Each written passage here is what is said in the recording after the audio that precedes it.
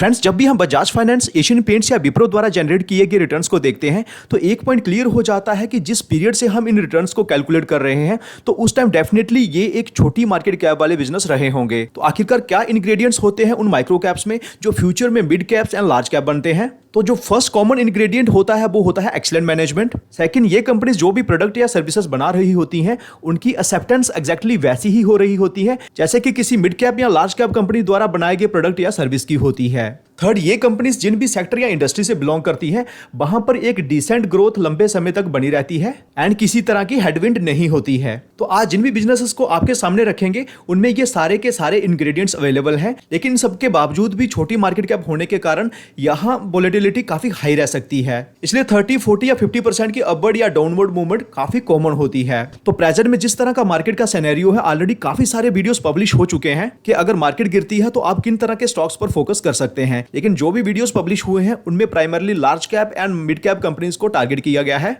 Considering the volatility of the micro cap and small cap companies, in companies को week market scenario में cover करना काफी challenging होता है क्योंकि ये कवर करने वाले की क्रेडिबिलिटी को भी इंपैक्ट कर सकती हैं। तो इस टास्क को हम इस वीडियो में करने की कोशिश करेंगे। हार्डली मैटर्स की ये वीडियो आप किसी मार्केट फॉल में देख रहे हैं या किसी बुलिश सिनेरियो में, कवर की हुई कंपनीज हर तरह के सिनेरियो में फिट बैठती हैं। तो फर्स्ट टाइम व्यूअर्स को बताना चाहता हूं कि मेरा नाम सुशील है, मैं सेबी रजिस्टर्ड रिसर्च एनालिस्ट नहीं हूं, इसलिए इस वीडियो को सिर्फ इंफॉर्मेशन पर्पस के लिए कंसीडर करें एंड किसी सिंगल स्टॉक में अपना सारा इन्वेस्टमेंट कभी ना करें। तो लेट्स स्टार्ट डिस्कशन। तो फर्स्ट कंपनी हमने इंडिया की अल्कोहल इंडस्ट्री से शॉर्टलिस्ट की है एंड इस इंडस्ट्री में ग्रोथ के जो मेजर रीजन है उसमें फर्स्ट है प्रीमियमाइजेशन की थीम का प्ले होना, सेकंड रीजन है increasing per capita income, third reason है influence of westernisation and fourth reason है इंक्रीजिंग को वर्किंग कल्चर इन इंडिया, जिसके चलते इंडिया में अल्कोहल को पहले की तरह उतना टैबू नहीं देखा जाता है। तो जिस कंपनी को हमने शॉर्टलिस्ट किया है वो इस इंडस्ट्री में 1989 से काम कर रही है एंड वो पहले नॉन ब्रांडेड अल्कोहलिक प्रोडक्ट्स की मैन्युफैक्चरिंग करते थे। लास्ट के कुछ सालों से ये इनब्रू एंड डियागो के मार्केट लीडर प्रोडक्ट्स को मैन्युफैक्चरिंग कर रहे हैं जो कि आपकी स्क्रीन पर है एंड उसके साथ ये black and white Smirnoff, VAT 69 and Black Dog की मैन्युफैक्चरिंग भी कर रहे हैं। लेकिन अब इनके बिजनेस में काफी कुछ इंटरेस्टिंग हो रहा है। तो कंपनी का नाम Associated Alcohols and Breweries Limited है। But why this company? तो पहला कारण यह है कि यहां पर एक जनरेशन चेंज हो चुकी है एंड जो नई जनरेशन इस बिजनेस को संभाल रही है वो ब्रांडेड प्रोडक्ट्स को लेकर काफी फोकस्ड हैं। यहां पर ऑलरेडी उन्होंने इकोनॉमी सेगमेंट के प्रोडक्ट्स निकाल दिए हैं, पॉपुलर सेगमेंट के भी प्रोडक्ट्स निकाल दिए हैं, प्रीमियम सेगमेंट में भी इन्होंने फोरे कर दिया है एंड कुछ ऐसे प्रोडक्ट्स निकाले हैं जिनका प्राइस 1400 से 2600 के बीच में है। यहां पर निकोबार जिन जो है ये Q3 फाइनेंशियल 24 में लॉन्च की थी एंड हिलफोर्ड बिस्की Q1 फाइनेंशियल 25 में लॉन्च की है। तो इस फाइनेंशियल ईयर के जो 3 क्वार्टर्स बचे हुए हैं उनमें भी हर क्वार्टर में ये एक प्रीमियम प्रोडक्ट निकालने वाले हैं। यहाँ पर ये सबसे पहले premium ready to drink product निकालेंगे, उसके बाद प्रीमियम ब्रांडी निकालेंगे, देन ये टकीला को भी लॉन्च करेंगे। तो एमपी के अलावा जिन स्टेट्स में ये एंटर करने वाले हैं उसमें दिल्ली, छत्तीसगढ़, महाराष्ट्र, पौंडीचेरी, असम, त्रिपुरा, गोवा एंड उत्तर प्रदेश आते हैं। तो लास्ट फाइनेंशियल ईयर में ही इन्होंने एक इथेनॉल प्लांट की कमीशनिंग की है जिसकी कैपेसिटी है 130 किलोलीटर पर डे। ये अभी फुल कैपेसिटी पे ऑपरेट कर रहा है एंड इस प्लांट से इनके मार्जिन्स और भी बेटर हो सकते हैं। फ्रेंड्स, नई डेवलपमेंट ये हुई है कि फंड रेजिंग के लिए इन्होंने एक प्रेफरेंशियल अलॉटमेंट प्लान कर रखा था। तो 7 अक्टूबर 2024 को जो मीटिंग हुई है इसमें 11 लाख वारंट्स का प्रेफरेंशियल अलॉटमेंट का अप्रूवल दे भी दिया गया है at a price of 679 rupees. तो इस प्रेफरेंशियल अलॉटमेंट में जो सब्सक्राइबर रहे हैं उसमें प्रमोटर्स एंड नॉन प्रमोटर्स हर तरह के इन्वेस्टर्स आते हैं, क्योंकि प्रेफरेंशियल अलॉटमेंट का जो प्राइस सेटअप किया हुआ था वो किया हुआ था 679 रुपीज पर वारंट एंड जो प्रेजेंट प्राइस है कंपनी का वो है 925। इसलिए ये एक्सपेक्ट किया जा रहा था कि शायद स्टॉक प्राइस में कुछ करेक्शन देखने को मिले, लेकिन उतनी करेक्शन देखने को मिली नहीं। इसलिए ये इवेंट भी अब कंपनी के लिए पॉजिटिव इवेंट की तरह काम करेगा। फ्रेंड्स, इस कंपनी के ऊपर 2 से 3 वीडियोस हम ऑलरेडी बना चुके हैं एंड वहां से हमें कुछ अपसाइड देखने को भी मिली है। लेकिन अगर हम कंपनी का प्राइस टू अर्निंग देखें वो काफी फेयर है इंडस्ट्री पी के कंपैरिजन में। सारे फाइनेंशियल मैट्रिक्स भी एक्सीलेंट है, कंपनी की बैलेंस शीट भी एक्सीलेंट है with reserves of 394 crore and एक माइक्रो कैप कंपनी होने के बावजूद ये ऑपरेशन से लगातार कैश भी जनरेट कर रहे हैं। कंपनी के पास ऑपरेशन करने के लिए आज पूरा का पूरा इंडिया पड़ा हुआ है, तो इसलिए इस तरह की कंपनीज में आप बाय ऑन डिप्स की स्ट्रेटेजी अपना सकते हैं। फ्रेंड्स, अब हम जिस कंपनी को कवर करने वाले हैं इसका ग्रोथ प्रोस्पेक्ट भी फर्स्ट कंपनी की तरह ही प्रॉमिसिंग है एंड ये भी one of my favourite business है। तो ये company gold and diamond based jewellery market में ऑपरेट करती है एंड ये वही इंडस्ट्री है यहाँ पर हमारे स्टडी किए हुए 2 बिजनेस यानी कि Sky Gold and Senco Gold already more than 100% returns दे चुके हैं विद इन 6 मंथ्स। इस इंडस्ट्री में ग्रोथ क्यों हो सकती है? 2 रीजंस तो पहली कंपनी की तरह कॉमन ही है, जिसमें पहला है प्रीमियमाइजेशन की थीम का प्ले होना एंड सेकंड है increasing per capita income of Indians. लेकिन इस इंडस्ट्री में जो सबसे बड़ा रीजन है ग्रोथ के पीछे वो ये कि मार्केट शेयर काफी क्विकली अनऑर्गेनाइज प्लेयर से ऑर्गेनाइज प्लेयर्स के पास जा रहा है। यहां पर फाइनेंशियल ईयर 2001 में सिर्फ 10 से 15% ऑफ मार्केट शेयर ही ऑर्गेनाइज प्लेयर्स के पास हुआ करता था, लेकिन फाइनेंशियल 26 के एस्टिमेट्स हैं कि जो मार्केट शेयर है ये 42 to 47% ऑर्गेनाइज प्लेयर्स के पास जा सकता है। तो फाइनेंशियल 26 के खत्म होने के बाद भी majority of the market share still unorganise player के पास ही है एंड ये मार्केट शेयर समय के साथ साथ ऑर्गेनाइज प्लेयर्स के पास जाता रहेगा। तो कंपनी का नाम गोल्डियम इंटरनेशनल है, बट व्हाई दिस कंपनी? तो फ्रेंड्स, तो क्या है कि अभी तक ये ग्लोबल रिटेल प्लेयर्स के लिए प्रोडक्ट मैन्युफैक्चर करते हैं, मींस ये बिजनेस टू बिजनेस सेगमेंट में ऑपरेट करते हैं। एंड B2B सेगमेंट में क्या होता है कि आपके ऑपरेटिंग प्रॉफिट मार्जिन्स कम रहते हैं, क्योंकि जिन ब्रांड्स के लिए आप प्रोडक्ट बना रहे हैं कुछ मार्जिन्स आपको उन ब्रांड्स के लिए भी रखने पड़ेंगे। लेकिन उसके बावजूद भी अगर आप पीयर कंपैरिजन में जाएं तो आपको देखने को मिलेगा कि इस कंपनी के ऑपरेटिंग प्रॉफिट मार्जिन्स है 18.83%, जो कि पूरी इंडस्ट्री में सबसे ज्यादा है। एंड उसका कारण ये है कि ये 100% गोल्ड या प्लैटिनम बेस्ड ज्वेलरी नहीं बनाते हैं, बल्कि डायमंड बेस्ड ज्वेलरी बनाते हैं, जिसमें लैब ग्रोन डायमंड्स का भी यूज होता है। एंड इस सेगमेंट में क्या है कि ऑपरेटिंग प्रॉफिट मार्जिन्स अच्छे मिल जाते हैं। लेकिन सबसे बड़ा ग्रोथ ट्रिगर ये है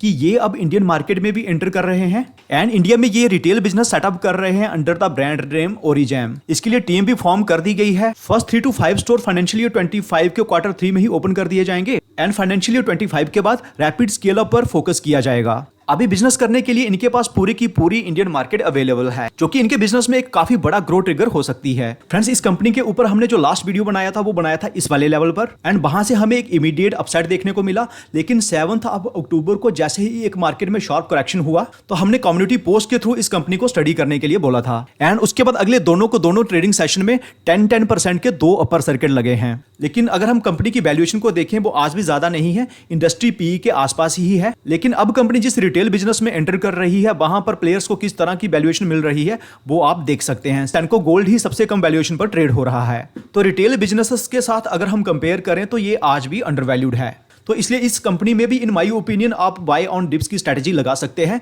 एंड लॉन्ग टर्म के लिए होल्ड कर सकते हैं। तो वीडियो में आगे बढ़ने से पहले मैं बताना चाहता हूं कि रिसेंट पास्ट में अच्छा बुल रन होने के बावजूद भी अगर किसी के पोर्टफोलियो में अच्छे रिटर्न्स नहीं बने हैं, देन जिस तरह की अनसर्टेनिटीज अभी मार्केट में स्टार्ट हुई है due to geopolitics and major indices का वैल्यूएशन भी थोड़ा हायर साइड पर है, तो ऐसे में रिटर्न्स जनरेट करना और भी मुश्किल हो सकता है। इसका कारण स्टॉक मार्केट में हमारा नया होना भी हो सकता है या हमारे पास किसी सॉलिड फ्रेमवर्क का ना होना भी हो सकता है। तो ऐसे में हम किसी सेबी रजिस्टर्ड सर्च एनालिस्ट की रिसर्च पर ट्रस्ट कर सकते हैं एंड ऐसा ही एक प्लेटफॉर्म है यूनिवेस्ट। यहाँ stock recommendation directly SEBI registered research analyst से आती है with past record of 100% strike rate in long term investing, 90% strike rate in short term investing and more than 80% of strike rate in future and options. Recent में जो calls top performing रही वो भी आपकी screen पर है। ये आपकी स्टॉक मार्केट में लर्निंग को भी बढ़ाएगा, क्योंकि आपको पर्टिकुलर कॉल की रिसर्च रिपोर्ट भी प्रोवाइड की जाएगी। कॉल्स भी डायरेक्टली आपके व्हाट्सएप पर आ जाती है with entry and exit price. Plans भी काफी अफोर्डेबल है with pricing starts at 166 rupees per month. तो इनफैक्ट फर्स्ट 5 आइडिया सबके लिए ही फ्री हैं। सेबी रजिस्टर्ड सर्च एनालिस्ट द्वारा डायरेक्ट स्टॉक आइडियाज के लिए I would definitely recommend Univest. 75 to 80% discount आपको हमारे लिंक के थ्रू ही मिल जाएगा।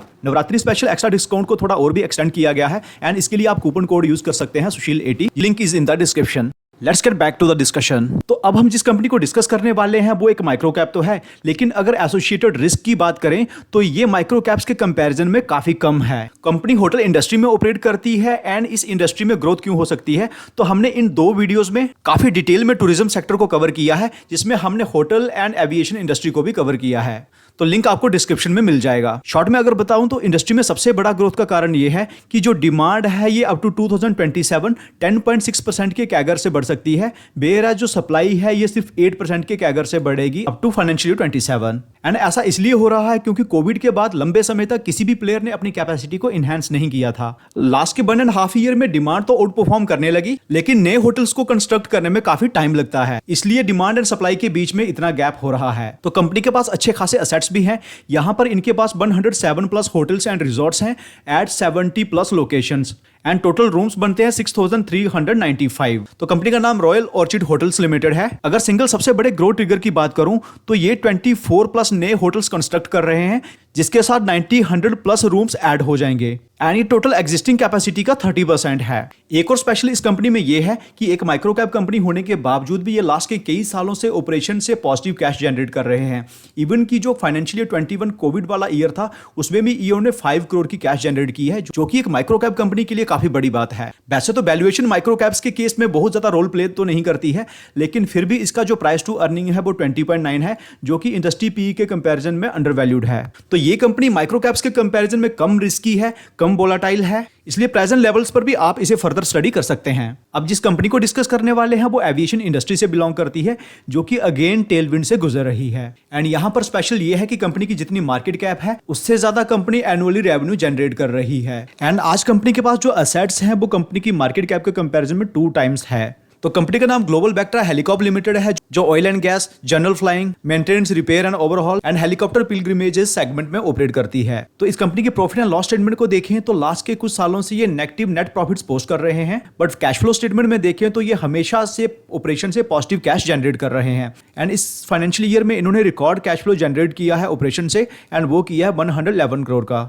एंड वो ऐसे हो रहा है क्योंकि कंपनी के पास अच्छे खासे एसेट्स होने के कारण ये डेप्रिसिएशन भी अच्छी खासी दिखा पा रहे हैं। तो इसलिए इस कंपनी को आप इसके नेट प्रॉफिट से जज ना करें, क्योंकि ये कंपनी कैश रिच कंपनी है। कंपनी की शेयर होल्डिंग को भी देखें तो प्रमोटर्स अपनी 75% ऑफ होल्डिंग मेंटेन कर रहे हैं। यहाँ से हमें क्लियर हिंट मिलता है कि कंपनी का लॉस मेकिंग होना कोई बड़ा कंसर्न नहीं है, क्योंकि ये कंपनी सिर्फ पेपर्स पे लॉस मेकिंग है। फ्रेंड्स, फ्यूचर में बाकी सेक्टर्स को ग्रो करने के लिए भी एविएशन इंडस्ट्री की जरूरत पड़ने वाली है, सो दैट अपने टास्क को टाइम बाउंड मैनर में कंप्लीट किया जाए। तो ये कंपनी भी फ्यूचर में अच्छा ग्रोथ दिखा सकती है, लेकिन इस तरह के बिजनेसेस में ऑल एट वंस सारी क्वांटिटी ऐड नहीं कर लेनी चाहिए। जैसे जैसे बिजनेस प्रॉमिसिंग दिखे वैसे वैसे थोड़ी थोड़ी क्वांटिटी बढ़ाई जा सकती है, इसलिए इस कंपनी को भी आप स्टडी कर सकते हैं। नेक्स्ट कंपनी हमने इंडिया की वेल्थ मैनेजमेंट इंडस्ट्री से शॉर्टलिस्ट की है। तो वेल्थ मैनेजमेंट में क्लाइंट के हर तरह के फाइनेंशियल एस्पेक्ट का ध्यान रखा जाता है, जैसे कि वेल्थ को ग्रो करना, tax planning, education planning, retirement planning, insurance, estate planning and etcetera. तो ये इंडस्ट्री कंपैरेटिवली कम सिक्लिकल है अगर इसे हम एक्सचेंजेस से या फिर एएमसी प्लेयर से कंपेयर करें, क्योंकि इस इंडस्ट्री में क्लाइंट के फाइनेंशियल एस्पेक्ट्स का कंप्लीट ध्यान रखा जाता है। एंड इन कंपनीज की जिम्मेदारी अपने क्लाइंट को लेकर और भी बढ़ जाती है, स्पेशली जब कोई इकोनॉमी में वीकनेस देखी जा रही हो, कोई पेंडेमिक हो या कोई ग्लोबल क्राइसिस हो। ये इंडस्ट्री ऑलरेडी काफी अच्छे पेस पर ग्रो कर रही है, बट ये एक शुरुआत है। इस इंडस्ट्री में ग्रोथ कंटिन्यू क्यों रह सकती है, उसका पहला कारण यह है कि इंडिया में HNI and ultra HNI population में 13 से 14% के कैगर से ग्रोथ हो सकती है up to financial year 27।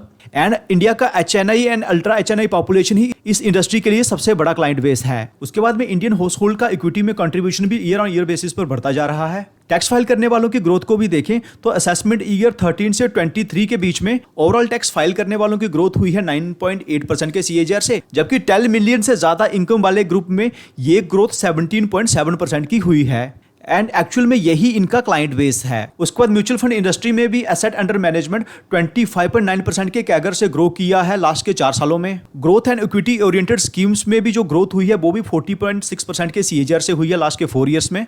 And SIP में कंट्रीब्यूशन भी ईयर ऑन ईयर बेसिस पर 18.8% के सीएजीआर से बढ़ रहा है। ये वाले नंबर्स मैंने आपको इसलिए दिखाए हैं क्योंकि ये अपने क्लाइंट्स की कैपिटल को कुछ इसी तरह की सिक्योरिटीज में इन्वेस्ट करते हैं। फ्रेंड्स, इस कंपनी को हमने शॉर्टलिस्ट किया है, उसने 7 ईयर्स में अपने इन्वेस्टर्स को 30 टाइम्स रिटर्न्स बनाकर दे दिए हैं, लेकिन आज भी कंपनी की मार्केट कैप सिर्फ 1410 करोड़ है। तो इस इंडस्ट्री में ये कंपनी 3 डिकेड से ऑपरेट कर रही है। एंड जो प्रोडक्ट्स एंड सर्विसेज कंपनी अपने क्लाइंट्स को ऑफर करती है वो आपकी स्क्रीन पर है। तो कंपनी का नाम है wealth first portfolio managers limited, जिनके पास असेट्स अंडर एडवाइजमेंट हो चुके हैं 11,418 करोड़ के। एंड इसमें ईयर ऑन ईयर बेसिस पर 35.5% की ग्रोथ हुई है। कंपनी के टोटल क्लाइंट्स भी आज 19,887 हो चुके हैं। कंपनी के क्लाइंट्स इस कंपनी पर कितना ट्रस्ट करते हैं उसका एक एस्टिमेट आप यहां से लगा सकते हैं कि कंपनी के 66% ऑफ क्लाइंट्स जो हैं ये लास्ट के 10 सालों से भी ज्यादा समय से इनके साथ बने हुए हैं। इस इंडस्ट्री में प्रॉफिटेबिलिटी वैसे भी काफी हाई रहती है, लेकिन इस कंपनी के केस में और भी अच्छी है। हम देख सकते हैं कि कंपनी का जो पैट मार्जिन है